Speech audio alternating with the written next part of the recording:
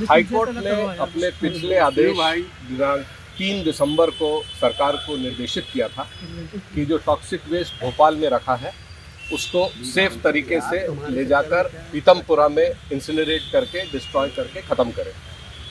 इसके कंप्लायंस के लिए हाईकोर्ट ने प्रकरण को आज लगाया था। आज राज्य शासन ने एक हलफनामा प्रस्तुत किया हाईकोर्ट में।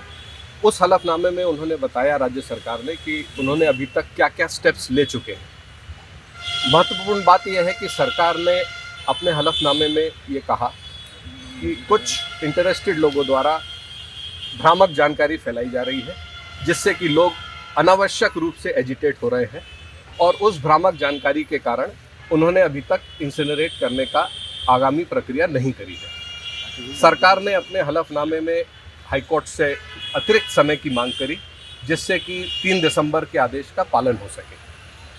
माननीय उच्च न्यायालय ने आज सुनवाई के बाद आदेशित किया है कि ये राज्य सरकार को छूट है कि वो जो पब्लिक में असंतोष है या भ्रामक जानकारी है उसको अपने स्तर पर भ्रम दूर करें।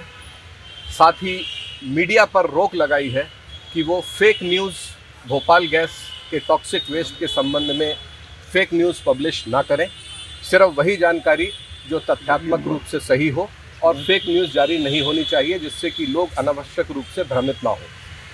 सरकार ने आज हाईकोर्ट से ये अनुमति भी मांगी कि हमको जो कंटेनर्स में भोपाल से पीतमपुरा टॉक्सिक वेस्ट लाया गया है जो फैसिलिटी पर पड़ा है उसको अनलोड करने की अनुमति दी जाए।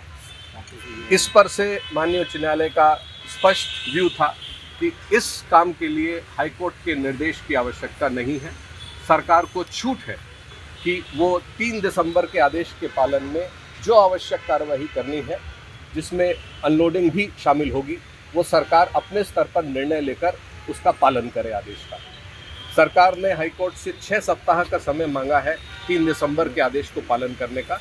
हाईकोर्ट ने आज वो समय सरकार को राज्य सरकार को दे दिया है और निर्देश किया है कि आप कानून के अनुसार और प्रक्रिया का पालन करते हुए हाईकोर्ट के आदेश का पालन करें और प्रकरण को 18 फरवरी को आदेश के कंप्लायंस के लिए हाईकोर्ट ने दोबारा लगाया। सर, जो आपत्तियां उठाई जा रही थी पिटिशनरों में या इंदौर के जरिए जो पिटिशनर थे वो आपत्तियों पर कोर्ट ने क्या कहा? प्रकरण में आज जो मुख्य केस है उसके अलावा एक नया केस भोपाल के कुछ डॉक्टर्स द्वारा पेश किया गया था इंदौर के और कुछ इंटरवेंशन एप्लीकेशंस भी आई थी।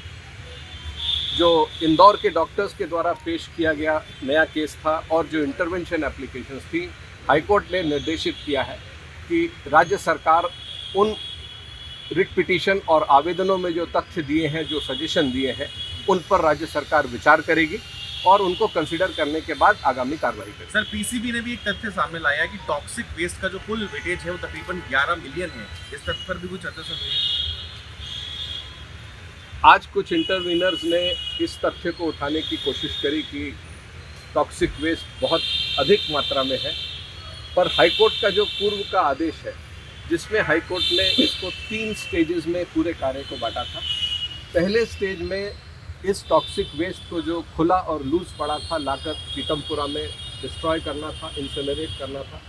दूसरे स्टेप में भोपाल गैस की जो फैक्ट्री है उसको डिसमेंटल करके उसको साफ करना था और तीसरे स्टेप में जो भोपाल फैक्ट्री का जो करीब 87 एकड़ का प्लॉट है उसमें जो टॉक्सिक वेस्ट ज़मीन के अंदर दबा हुआ है उस टॉक्सिक वेस्ट को न्यूट्रलाइज करने की कार्रवाई।